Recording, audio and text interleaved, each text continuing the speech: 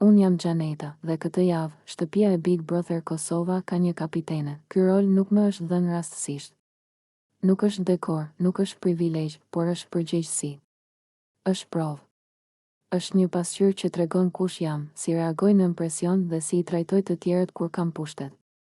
Dhe unë jam gati ta mbaj këtë barë, pa frikë dhe pa hezitim, që nga ky moment dua të jetë shumë e qartë për secilin prej jush, rregullat në këtë shtëpi do të respektohen. Jo sepse I vendos unë, por sepse pa rregull nuk ka bashkëjetesë. Pa respekt nuk ka lojë.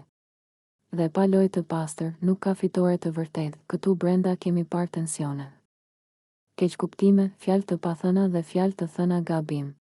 Kemi parë buzëqeshje të rreme dhe heshtje që bërtasin. Si kapitene e javës, unë nuk do të mbyll syt para këtyre gjërave.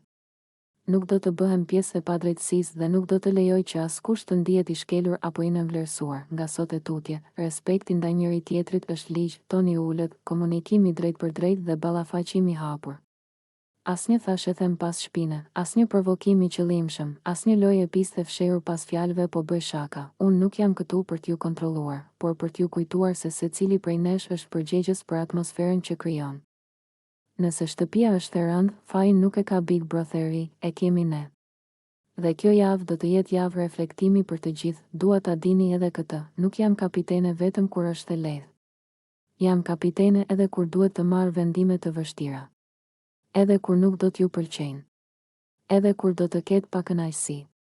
Sepse drejtësia nuk është gjithmonë komode, por është e domosdoshme. Secili prej jush ka ardhur këtu me një histori, me një qëllim dhe me një strategji. Por kjo shtëpi nuk e shpërblen vetëm inteligjencën e lojës, shpërblen karakterin. Dhe karakteri shihet më së miri kur dikush ka pushtet dhe zgjedh ta përdorë me maturi. Zarfi që po vjen pas pak është simbol I këtij besimi. Një besim që më është dhënë.